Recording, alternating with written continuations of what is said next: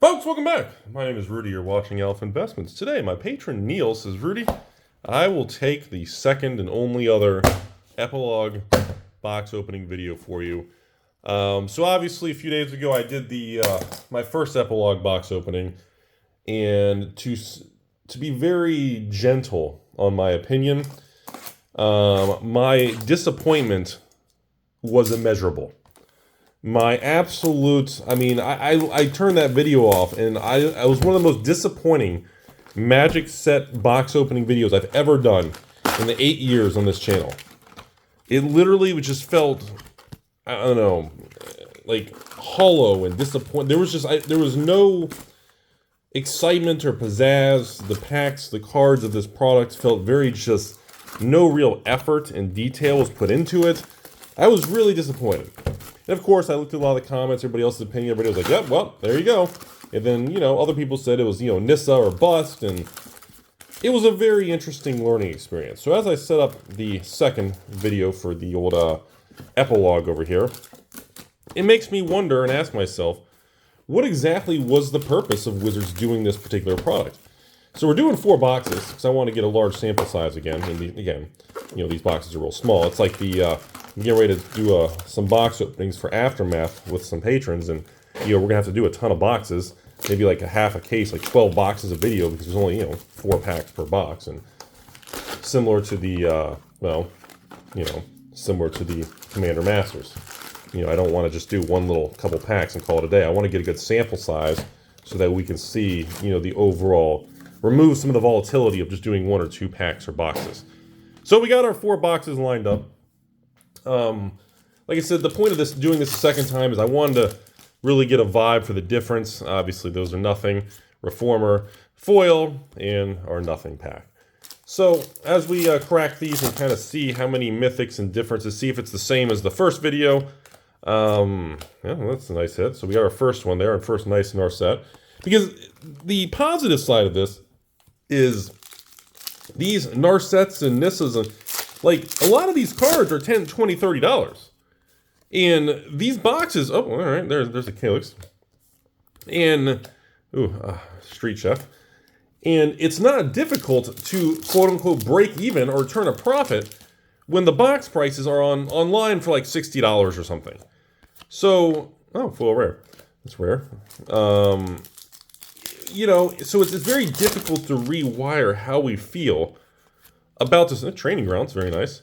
It's very difficult to say, okay, well, we only got a $10 and $20 card in this, and a couple $5 cards. This was a terrible opening. Well, yeah, if it's there's a card. Sure, it is a terrible opening if you're spending $350 on a set box. But when it's a $60 booster box, well, the financial numbers have to be looked at very differently and kind of quote unquote, I don't want to say like recalibrated, or you have to really say, okay, this wasn't a $400 product, so for $60 a box, do you on average get between $40 and $50 in value? Or is it really just something you only get like $10 in value? Well, there are quite a bit of cards in this product worth between 5 and 10, and quite a bit of cards that are worth actually between like 20 and 30. There's a pretty good amount of financial value, but the card pool is so tiny, and the liquidity, similar to MetaZoo, the liquidity and the sale, the flow-through rate is very weak. So while certain cards and the value may be pretty strong, once again, similar to even some white sets or even certain Pokemon older sets, you can have some of these things, but the actual velocity of sales, that people always attack me for, like on MetaZoo, is very bad. There's not a lot of flow. Like, there'll be like 1 box selling, a day or every other day. It's you don't have the liquidity that a Magic or a modern Pokemon, another Narset, that another Magic or a modern Pokemon set would carry. So that's kind of my speech. So in my opinion, based on what happened with Aftermath, I don't think Wizards was happy with it. I don't think they can say, ooh, there's a foil submit, okay. I don't think Wizards is going to consider this particular product a major success. And because of that, I don't think we actually see another small set for, well, it could be another 5, 10, 15 years. I don't think they were happy with the way this product unfolded, how pretty much nobody restocked it. And, well, you know, if Wizards has any extra supply, they can't move it. So there's a probability that, you know, Epilogue may have to go on an Amazon dump for, you know, 40, 50 bucks or something. You know, I'm not sure. That's kind of the initial theory. And again, that's one of the side effects of, you know, 2022, 2023 Magic is that, you know, if you're worried that a product's not doing good, in the past, you know, the state of the course Rudy would say, oh, just hold on to it and just wait. Well, with the new era of the company who makes this product, when things don't go good, they start to fire sale and destroy things on Amazon. So they take a weak product and they go from weak to worse and disaster. Oh, there we go, Obnix. You know, we have to look at things very different now. So we're about to wrap up box 1 already out of our 4 boxes here. And so far, to give you guys an idea, last pack of, oh, nope, there's 2 more packs. God, these things are so tiny. Last pack of box 1, I'm really curious. It looks like, a Warma, okay. So we did end up with, again, 6 mythics in box 1. Like, and see, that's the thing. Like, I'm over here saying how I'm not enjoying this product. Okay, stop for a second. Look, we had these 6, now we didn't get a Nissa. But again, if you go online and you buy these boxes for $60 or, I don't know, $65, or maybe, let's just say $70 with tax and everything. I mean, you still get 6 mythics in this box, plus like training grounds and some regular rares. And I mean, that's, you know, for $60, $70, that's still really, I hate to say it, I don't want to defend the products, I'm just not a fan. All right, box 2, starting off with Mr. C. Nice little calyx there. I mean, it's actually not terrible. It feels terrible. That's the problem with this product. Niv Mizzet, very nice. This is one of those situations where kind of like, you know, I don't know what, Dragon's Maze or Boulder's Gate. Oh, Samut. This is one of those situations where it feels bad. Like that first box we did, honestly, that wasn't bad at all.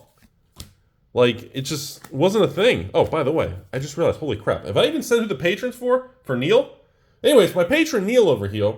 Neil also has his own YouTube channel. The old Neil and, of course, Aller Audio. And he does some magic content and kind of different, more life talks and different videos and things on, like, just, yeah, it's interesting. He has actually, I've watched some of his videos. I've seen them in the past there when he was, he's been a long-term patron there. And, yeah, he's got kind of, I don't know, what do you want to call it, like a personal or self-help or reflection videos or kind of philosophical sometimes. And, anyways, yeah, that's, my patron's over here. He's the one who, did this particular video. I can't remember if I said that at the beginning. I've been rambling so much about the Epilogue set. But I at least wanted to bring that out. And, Neil, I appreciate your kindness and support on the channel. And, hope you enjoy the box opening here. And, again, hope we, get some, Queen Nissas over here. We haven't seen any so far. That's a little... Oh, hey! Foil card. There you go. And see, that's what I'm saying. Like, this product is very awkward. And there are sometimes Magic sets over the years, you end up getting these products that really aren't as bad as the reputation kind of becomes of the product. And this is one of those situations where the reputation is quote-unquote bad, but is it really that terrible? Like, I'm not really... Is it really that... You know, that's kind of the thing. So, 1, 2... Okay, so we're... second half of box 2 so far. We got 4 mythics in the first half of box 2, which, hey, Leyline, which seems, again, there's a bunch of decent couple dollar rares in this set, but I'm kind of focusing on the mythics right now, because I'm kind of, there you go, Mr. C again. I'm just kind of curious on how it averages out here. And obviously, you know, there's certain ones that, you know, if you get a $20, $30 mythic and you hit it once or twice in a box, well, in the box is only, you know, $60, $70 instead of 100, 200, 300, 400. Well, you're really not doing bad. But yeah, but it still feels bad. That's the problem. So, anyways, that's where we're at. The secondary market of the sealed boxes hasn't really changed. Like, we haven't seen any, on these Epilogue boxes themselves, they've been kind of flat. They haven't collabed training grounds. Do you get a training grounds in every flipping box? It's like, I feel like we get a training ground. There's literally, it's like you get one. Everybody gets one. I feel like you get one there. Hey, another card. Okay, that's a foil and a non-foil card in this box. Okay, so that's pretty nice. So, well, you know, it's one of the things where the Epilogue box prices have not moved at all. Ruins. Hey, foil training ground. Look at that. That's a double training ground box. Now, I know the Aftermath collector boxes have dropped. Those went from like 150s, 160s, I think to like 120 plus to about 130s. So those have dropped about 10-15%, which, you know, in the grand scheme, you know, it always sucks to watch anything drop, but it actually is not really moved that much. I don't consider a 15% swing downwards as like a collapse or anything. I think it's a little hyperbole dramatic, you know. Narset, again, not bad. So this is it. Last pack of box 2, and once again, look at that. Seriously, look at this though. Campus tournament. So this again, 7 mythic box, double Karn, 1 Narset. Yeah, 1 Narset, 2 Mr. C's, still no Nissas though. So we're going right into box 3. See, some people say it's a Nissa or kind of a bust product. So again, we haven't had Nissa in 2 boxes. So I'm assuming this is this considered, you know, a garbage opening? I'm not really sure, but because like I said, Obnix and Narset, some of those are kind of still holding some value online. So anyways, and there's a Spark Rupture. Boy, I tell you what, they are skimpy. If you do not buy the collector boxes for Aftermath here, these Epilogue boxes, you do not get the borderless fancy cards. Holy smokes. That is our first one in the video, and we are on box 3. Hey, foil Mrs. N. That's a nice little start. See, that's what I'm saying. Like, you know, it's just, it doesn't seem like we're getting bad value, but it feels like a weak, or Obnix again. It feels bad. It's a very awkward product. I don't know, maybe it's because the packs don't have many cards? I'm not sure what it is. It has an awkward feel to it. Anyways, but moving forward, you know, as long as these cards kind of continue to hold their own, which surprisingly they have in the singles market, again, I don't see the Epilogue box prices tanking anytime soon further. It feels very stable. They've just trended sideways now for, I guess, weeks and months. Now, the Aftermath boxes, the collectors, they did have that 15% downtick from release, but they seem to be pretty stable now. Now, obviously, if Wizards comes in through the holidays or Prime Day or, you know, Black Friday or Stepsister Saturday or Cyber Monday or whatever it may be, you know, and if they start unloading the product at fire sale, well, you know, it'll reset the downward pressure and it'll end up repricing the product. But, you know, once again, you know, long term, all it's going to take is if we have 1 or 2 cards in this product and 1 or 2 of these cards actually, you know, hold up financially or spike or become useful in some format or something, another training grounds, well, I mean, these prices on this item could swing in the future. I could easily see this, because let me paint another picture for everybody, okay? I mean, how many evil investors, collectors, store owners, LGSs are going to sit on sealed product of Aftermath and Epilogue? Huh? Let's be honest about it. I mean, how many are going to do it? Huh? What, 0? What, 1%? Hey, Mrs. N. You know, in my opinion, that's my point right there. A little off-center there from top to bottom. In my opinion, the amount of people who are going to sit on this product, besides idiots like Rudy or something, is going to be extraordinarily low. And I do believe weird products like this tend to have a higher volatility, higher unpredictability, higher... Ooh, our first retro Karn. I haven't even... Boy, they're skimpy. I'm assuming you really gotta... If you want some of those retros and you want some of those borderless, boy, you have to get the Aftermath collectors. Hey, Kiora! First appearance there. Okay. And nice little foil rare of old Mr. T. I still feel that, you know, bizarre products like this have a very unknown, wow, that is a training grounds. Okay. Our first little fairy tale Eldraine style training grounds. Wow, I have not even seen that. That's cool. Okay. So there's still some hidden things we haven't seen. But see, I just feel like products like this, like no one truly knows what the long-term direction, supply, value of the single cards, the basket of singles of this product are going to be. You know, we can all be very, you know, hyperbole, dramatic, and, you know, rah-rah on the internet, but we really don't know how something like this is going to age. It almost looks faded. That Cosmic Rebirth looks weird. Because we don't have anything to compare this to. And this product was such a flash-in-the-pan product. Like, it came out of nowhere, and then nobody talks about it, just disappeared, right? All right. Oh, box 4. By the way, okay. So box 3, 5 mythics this time, but we had our first retro. Definitely, that was the lowest amount of mythics. By the way, 0 Nissas in this video so far. So unfortunately, my patron Neil was 0. I hope that wasn't the one card you're looking for, because we are just, geez Louise, we are just not hitting it right now. Man, talk about just yikes. Anyways, but that's kind of my attitude towards the whole thing, is we just don't know. And the fact that we don't know, it's very easy for the internet and the, the talking head social media experts to just dismiss everything as garbage and run away. Oh, what is that? Royal Funeral. Look at that. God, dude, look, I know there's moments in Hasbro, in WotC, that just, take us to Pound Town. But there are moments in some sets and frameworks and cards. And let me tell you something. That Fairy Tale Throne of Eldraine framework and vibe in the storybook, and that, God, those cards look so good.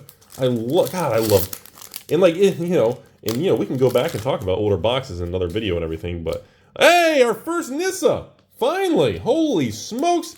Mrs. N, the Resurgence coming in. Wait, is Resurgent? Yeah, holy crap, we actually got one. I thought we were going to go 0 in the whole video. I was like, geez. Anyway, I still think the pessimism and negativity just remains way too high. It's just off the chart negative towards everything. Like, you make a Magic, if I make a Magic video, I just look at some of the comments, and the people, the hatred and anger towards Wizards and Magic. I mean, I get it. They're not doing what I think they should be doing. I mean, I get it, but bro, ladies and gents, some of these things are just, I mean, oh, Sargon. Okay, mythic number 2. Some of it's a little, I mean, we got to give the company credit. They are getting some things really right. I mean, you got to look at Lord of the Rings. You got to look at Brothers War. You got to look at Phyrexia. Honestly, March of the Machine, the regular set, the serialized cards. I mean, they've done quite a bit that has been very successful, very profitable, in, best-selling set ever, right? That's our favorite thing to say. I mean, we can't just blanket say that everything's going to 0 and, every heavy bags, ooh, heavy bags, wow. Ooh, okay. Our very first retro foil Shooting Star Karn. I didn't even know you could get this in the Epilogue. I thought this was only in the collector. Holy smokes, that is a gorgeous card. That's probably the best card we've gotten in the video. Holy smokes. Okay, so box 4, Mrs. N and a fancy Karn there. That's a nice little thing. I haven't even seen this artwork. We got some ruins in Ikoria. God, look at the art on that. The Ikoria style. Ooh, this is a nice land too. It does not come into play tapped, Rudy's pet peeve. So you get your colorless, and if you can pump it with 2 colorless, you can actually pop out some counters, huh? On a non-human. Oh, only entered the battlefield this turn though. Alright, well that's not as great. So you can only, again, if you're casting a big bad creature, you're going to use most of your mana, so you have to save 2 extra just to activate this, because you can only do it on the turn it comes into play. Never mind. I was excited. I was like, dude, that's a really cool card. But then I saw the only, I don't know, I feel the weakening of that card is kind of the, you can only use it when a creature comes into play. That's kind of a resource strain in the moment kind of thing. Anyway, so last box here seems to be pretty good. As we go into the end of this video here, Neil, thanks for being a very kind patron. All the cards are heading your way. And final thoughts for everybody. On the surface, this product feels bad, right? Is everybody on the same page? But in reality, when you really run the numbers and look at it, it's really not that bad of a product. When you take the emotion out of it, just go by raw data and the raw cards and the price of the box based on the cards in it. I don't know. It's really not that bad. But at the same time, how does a product like this age over the next 1, 3, 5 years? It had a one-time thing. Nobody restocks anything. It has a very small card pool. This is a very, very unpredictable product. We have no way of knowing kind of how something like this is really going to unfold long-term. And that's kind of a very... QR. That's really a risk. That's kind of the biggest risk to this product. Because think about this. If, Nissa and 2 other cards in the set get reprinted to oblivion, and it tanks even further, this set could become a Dragon's Maze where there's absolutely no cards worth more than a couple dollars, right? And if that's it, if every card in the set is, if you happen to have a Magic set that becomes every card in the set is worthless or bulk, well, then you got a problem. Hey, another Training Grounds in the close. So that is kind of the big risk to it. But I don't know. It's a very difficult thing to predict. But it's one of those things where, I've got like a half a pallet of Epilogue and Aftermath collectors in this. I don't have very much of it. And there's been times I've been waiting. And, there's times, there's weird moments like this where we have these products and nobody wants. And I've solicited distribution, like 3 distributors, like, hey, I'm interested in a pallet of Epilogue. I'm interested in a pallet of Aftermath collectors. I know the normal price for, I don't know, Epilogue boosters for a store is, I don't know, $65 a box, right? So there's no money in it. So, they're selling for that online plus tax. So they're selling for what, 70 shipped with tax? I mean, so wholesale is what, 65? It's useless. Even if a distributor puts it on sale for 60, it's one of these situations where it's like I still can't do anything. But moments like this are, if and or when the day comes that Wizards releases or distributors have to dump or something happens where these boxes get marked down from, let's say, the $60 range or $65 wholesale, and they mark them to 50 or 40, well, then you kind of say, okay, well, 50, it's still good, but it's not that big of a difference from market. At least you're getting a good deal. But, I don't know if I'd go big. But what if there is that small chance where these things get fire sold for like $30, $40 a box? And the internet and the trolls say, oh, it's right. See, I told you, Rudy.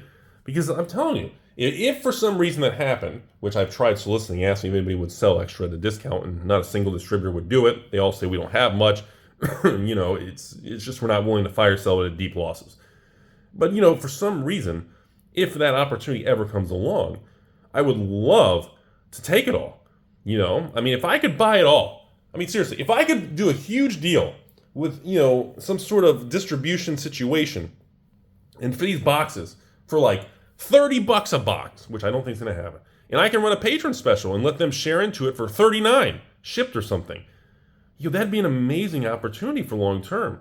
But the problem is even when some of these products are weak or they're stagnant, the distributors and Wizards are very stingy. They're not willing to fire sell or mark things down. And that's been a big frustration for me recently. It's all 2023, the last 8 months. It's just like, even when prices drop, they won't lower anything. And, in the past, they would, and I'd be able to run special patron sales or, bring up another, reprint of Modern Horizons 2, and I can run a discounted thing, but they're not doing that anymore. And I don't know if it's because the distributors just aren't sitting on anything. So because of that, Hasbro is forced to dump on Amazon. It's weird, man. It's super weird. So that's my rant. Hope everyone has a beautiful day out there. As always, don't surround yourself with negativity. Have good people around you. Beautiful world. Take care, everybody.